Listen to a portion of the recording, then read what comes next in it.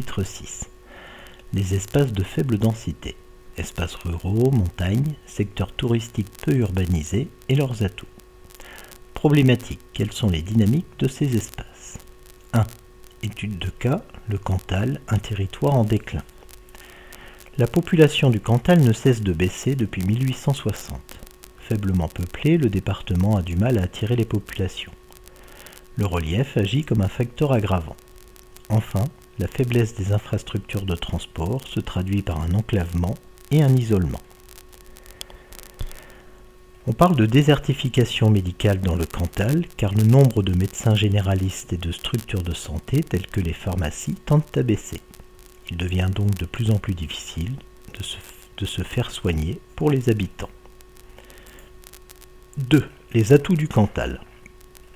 Il y a des stations de ski bien reliées au reste du territoire qui mettent en valeur les contraintes liées au relief. Un renouveau démographique avec des jeunes qui s'installent grâce aux avantages fiscaux mis en place par le département. La promotion du département liée au numérique, favorisée par le statut de ZRR, zone de revitalisation rurale. Le viaduc de Garabi, construit par Gustave Eiffel, qui est un pôle touristique majeur qui attire des visiteurs. Et enfin la beauté des paysages, favorisant la promotion du tourisme vert. 3. Les espaces de faible densité, faible peuplement.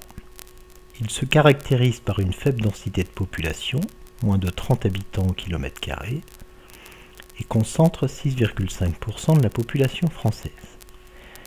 Ils sont variés, avec des montagnes, des espaces isolés où l'activité agricole et l'élevage sont progressivement abandonnés, des espaces protégés par des parcs nationaux, comme par exemple le Mercantour,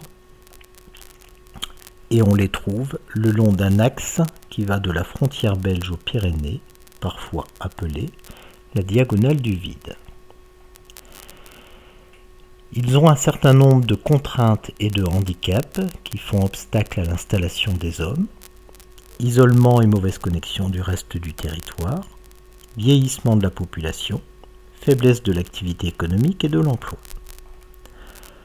Néanmoins, ces espaces évoluent et ont des atouts. Ils attirent certains retraités, des touristes et des néo-ruraux. Et enfin, l'image positive de la nature et de l'espace permet le développement d'activités récréatives, le ski, du tourisme vert et des résidences secondaires.